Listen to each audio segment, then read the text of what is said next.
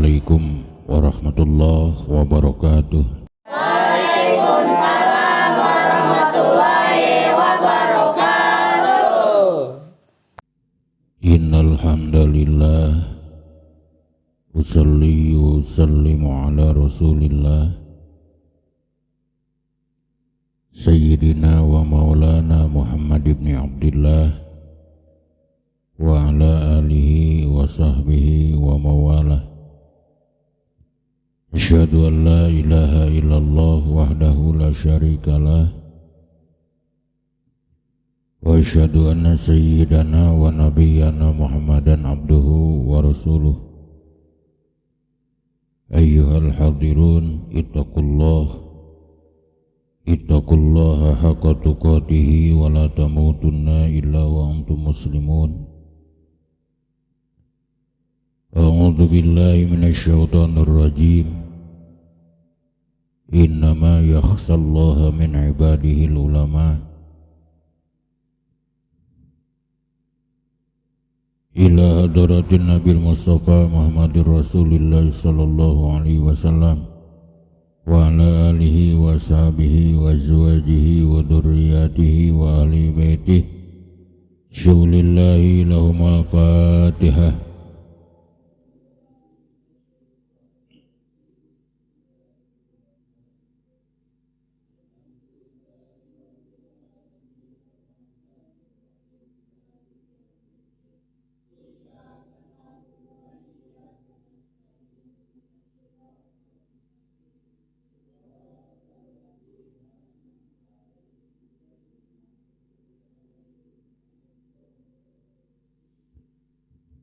Wa ila arwahi abaina wa ummahatina wa jadadina wa jaddatina wa masyayikhina wa masyayikhina, khususan Mama Haji Muhammad Cek Mamun. Syaulillahi lahumul Fatihah.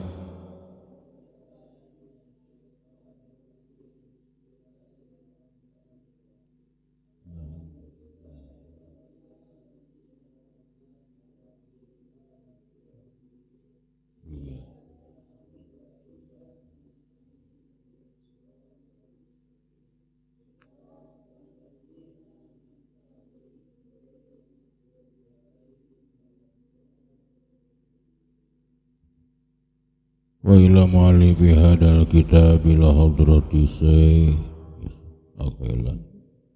radhiyallahu anhu usulihi wa furu'ihi wa masyayikhi wa ahli baitihi. Syaulillahi lahumul Fatihah.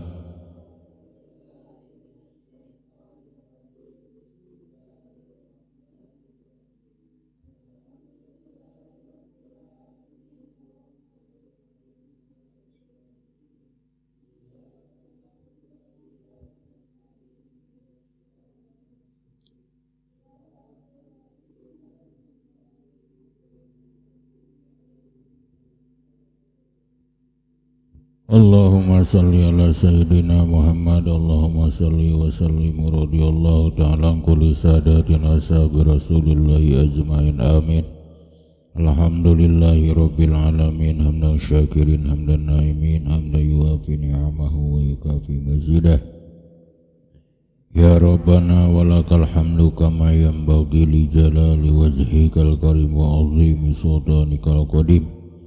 Allahumma salli ala Sayyidina Muhammad salatan tunjina biha min jamil ahwali wal afat wa taqdilana biha jami'al hajat wa tutahhiruna biha min jami'is sayyiat wa tarfa'una biha indaka ala darajat wa tuballighuna biha usagayati min jamil khairat fil hayati wa ba'dal mamat. Wa sallim tasliman katsira. Allahumma ighfir lahum warhamhum wa'afihim wa'fu anhum waj'alil jannata maswahum. Allahumma anjil fi qabrihim nura wa rahmata wa maghfiratan daimatan ila yaumil qiyamah. Allahumma jalil kuburahum rawdatan min riyadil jinan wa la taj'al kuburahum khufratan min khufari niran. Allahumma taqabbal wa sisa wa ma qarana minal Qur'anil azim ila hadratin Nabil Mustafa Muhammadur Rasulullah sallallahu alaihi wasallam. wa ala alihi wa sahbihi ajma'in wa ila arwahi abaina wa ummahatina wa ajdadina wa jaddatina wa masyayikhina wa masyayikhina khususan ya ayyuhan nafsul mutmainnah irji'i ila rabbiki radiyatan mardiyah wadkhuli fi ibadi wadkhuli jannati wal abrar rabbana atina fid dunya hasanah wa fil akhirati hasanah wa qina adzabannar subhana rabbika rabbil izzati amma yasifun wa salamun alal mursalin walhamdulillahi rabbil alamin. Nasalukal ijabah bi barakati ummil Qur'an al-Fatihah.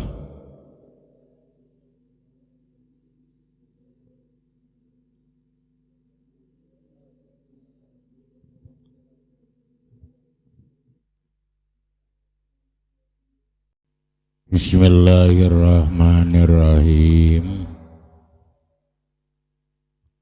Wa nadru sareng ari mikir. Wa ari itu nadru eta al-fikru mikir-mikir fi halil manduri pih dina tingkah anu dipikir-pikirna liu adia supaya yen ngadatangkeun ieu nador ilal matlubi kana anu disupri wal istidlalu jeung ari hartina istidlal eta tolabud dalili nyuprih dalil liu adia supaya yen ngadatangkeun ieu istidlal ilal matlubi kana anu disupri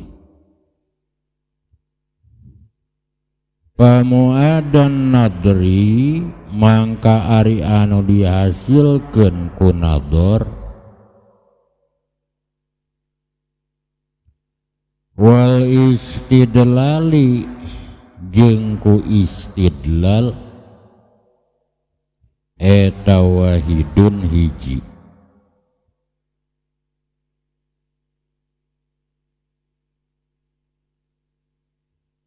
wajamul musanipi jeung ari ngumpulkeunana musannif bainahuma antara nador jeung istidlal fil isbati dina isbat wan nafi jeung nafi eta takidun naukidan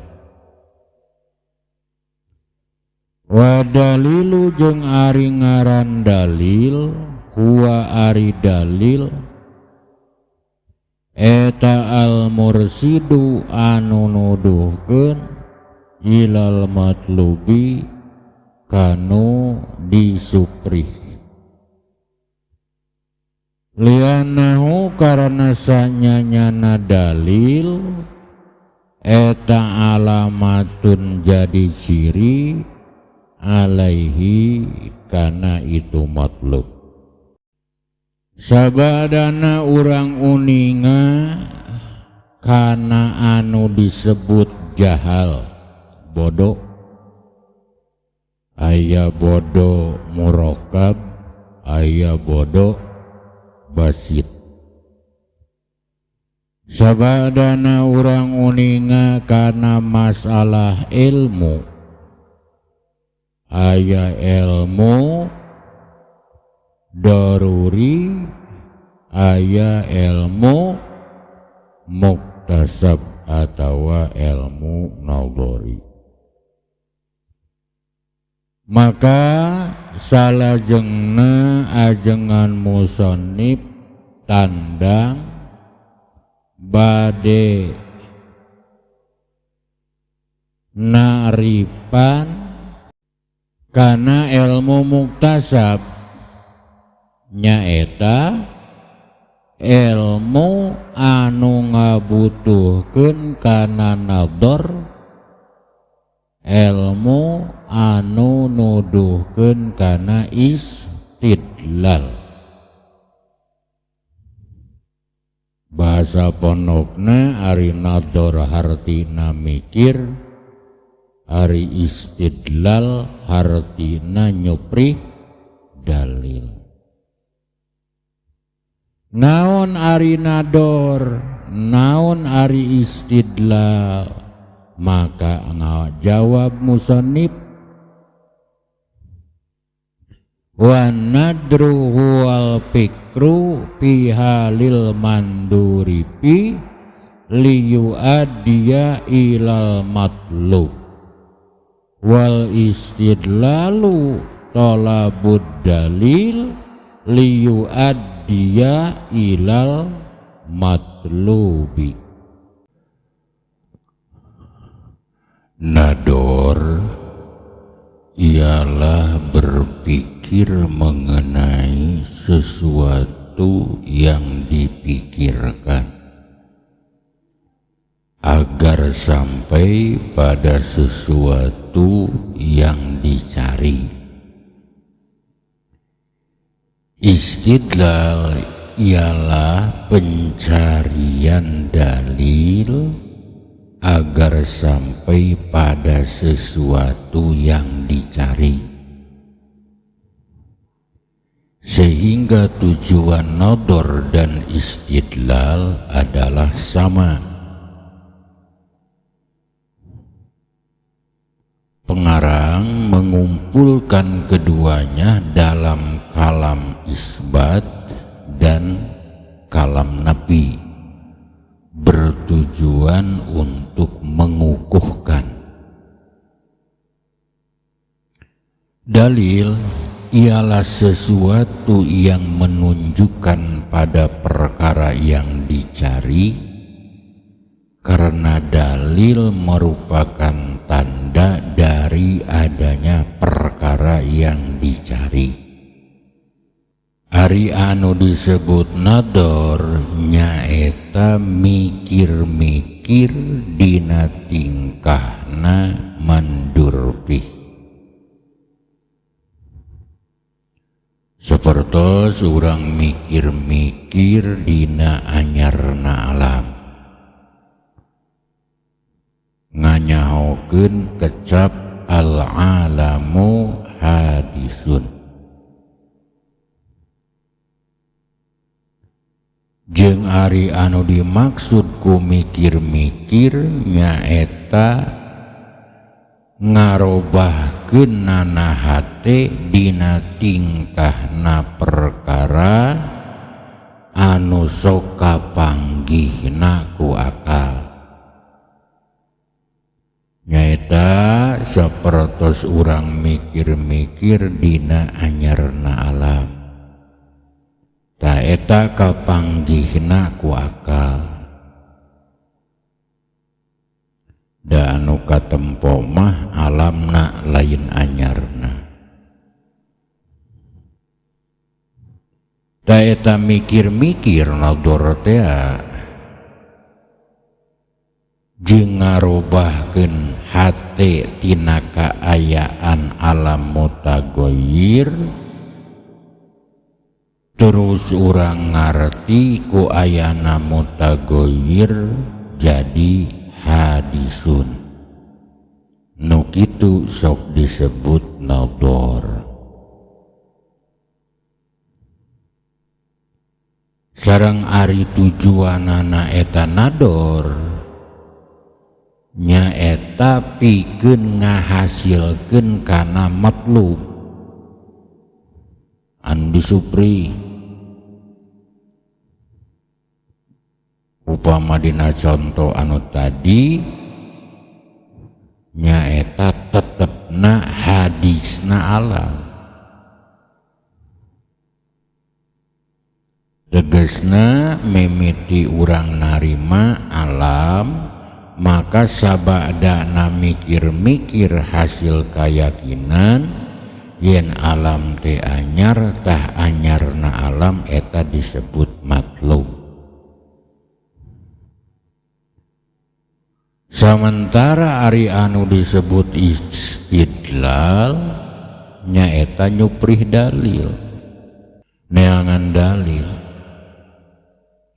tegasna neangan kana perkara anu nuduhkeun kana matlub. Jeung pangna diayakeun istidlal eta pikeun ngahasilkeun kana matlub.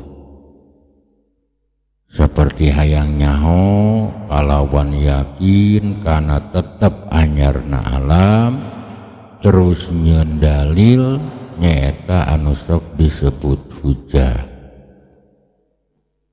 Al-alamu mutagayyir wa kullu mutagayyir hadisun yuntijul alam hadis. Istidlal tegasna nyusun kana alam mutagayyir eta sok disebut muqaddamah sugro cek ilmu mantek. Wa kullu mutagayyirin hadisun anu disebut muqaddamah kubro eta disebutkeun dalil nyaeta pikeun ngahasilkeun natijah al-alamu hadis anu sok disebut matlub atawa natijah. Jeung ari anu dihasilkeun ku eta nador jeung ku eta istidlal nyaeta wahid hiji nyaeta matlub. Jadi tujuanana nador jeung istidlal eta sarua nyaeta pikeun ngahasilkeun matlub. Jeung ari praktekna istidlal jeung nador eta oge sahiji, tegasna berpikir jeung ngadatangkeun kana muqaddamah sugro jeung muqaddamah kubro. Daya lapan nador jeung istidlal dikumpulkeun ku musannif dina isbat nyaeta dina keur na'rifan ilmu muktasab nyaeta ilmu anu ngabutuhkeun kana nador jeung istidlal. Oge dikumpulkeun dina napi nyaeta dina palebah na'rifan ilmu daruri nyaeta ma la yaqa'u an-nadri wastidlali nyaeta pikeun nauqidah. Di kesimpulan aya anu disebut nador, aya anu disebut istidlal. Ari nu disebut nador al-fikru fi halil manduri bih liyuaddiya ilal matlub. Ari anu disebut istidlal tolabud dalil liyuaddiya ilal matlub. Wa mu'addad naqri was istidlal wahid. Tujuanana atawa anu dihasilkeun ku nador anu dihasilkeun ku istidlal eta hiji. Musannif ngumpulkeun antara nador jeung istidlal dina kalam isbat jeung dina kalam nafi.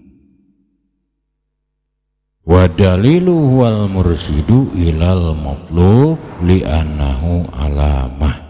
Jeung ari anu disebut dalil nyaeta anu nuduhkeun kana matlub anu diseja sabab sanyanyana dalil eta dijadikeun ciri kana ayana matlub.